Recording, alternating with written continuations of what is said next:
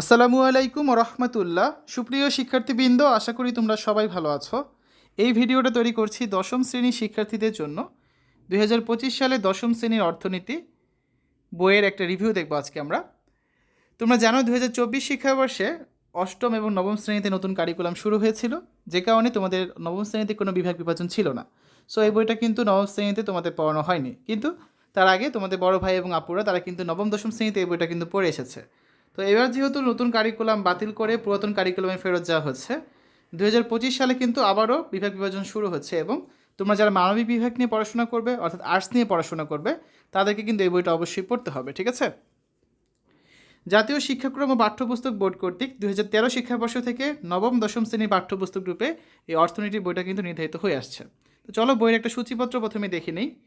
প্রথম অধ্যায় অর্থনীতির পরিচয়, দ্বিতীয় অধ্যায় অর্থনীতির গুরুত্বপূর্ণ ধারণাসমূহ, তৃতীয় অধ্যায় উপযোগ, চাহিদা, যোগান ও ভারসাম্য, চতুর্থ অধ্যায় উৎপাদন ও সংগঠন, পঞ্চম অধ্যায় বাজার, ষষ্ঠ অধ্যায় জাতীয় আয় ও এর পরিমাপ, সপ্তম অধ্যায় অর্থ ও ব্যাংক ব্যবস্থা, অষ্টম অধ্যায় বাংলাদেশের অর্থনীতি, নবম অধ্যায় বাংলাদেশের গুরুত্বপূর্ণ অর্থনৈতিক প্রসঙ্গ এবং দশম অধ্যায় আছে বাংলাদেশ সরকারের অর্থব্যবস্থা।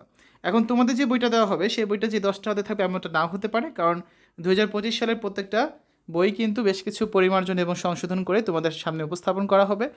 আর যদি এই বইটা থাকেও হুবহু, তারপরে সবগুলো অধ্যায় তোমাদের থাকবে না, কারণ দেখো এই বইটা কিন্তু দেওয়া হয় 9-10 2 বছর মিলিয়ে পড়ার জন্য, কিন্তু তোমরা কিন্তু বইটা পড়ার জন্য সময় পাচ্ছ 1 বছর, কারণ তোমরা ক্লাস 10ই সম্পূর্ণ বইটা পড়বে।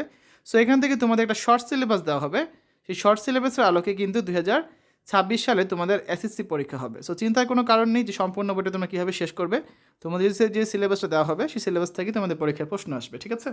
তো আসলে একটা অধ্যায় ডিটেলসে দেখি আমরা। প্রথম অধ্যায় রয়েছে অর্থনীতির পরিচয় বা ইন্ট্রোডাকশন টু ইকোনমিক্স। তো 3-4 লাইনে একটা সূচনা দেওয়া রয়েছে, কিছু ছবি আছে। এই অধ্যায়ে পাঠ শেষে তোমরা কী শিখতে পারবে সেই বিষয়ে প্রথমেই বলে দেওয়া আছে। প্রতিটা অধ্যায়ভাবে শুরু করা আছে। অর্থনীতির উৎপত্তি ও বিকাশ সম্পর্কে আলোচনা করা আছে।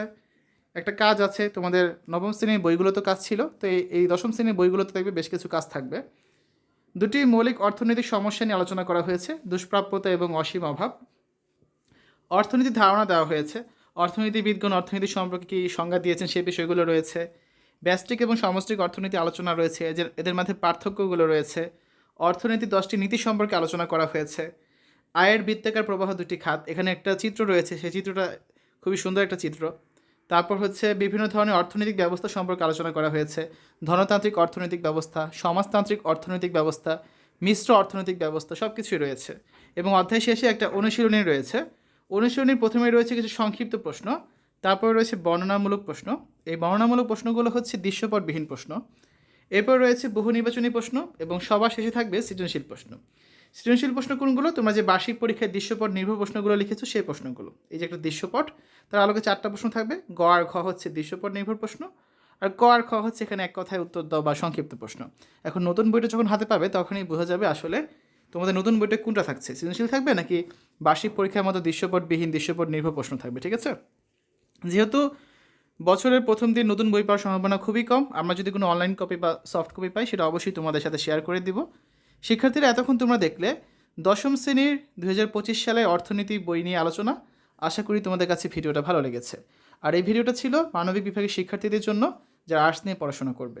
শিক্ষার্থীরা, অন্যান্য বিষয়ের ভিডিওগুলো দেখার আমন্ত্রণ জানিয়ে আজ এখানে বিদায় নিচ্ছি। আল্লাহ হাফেজ।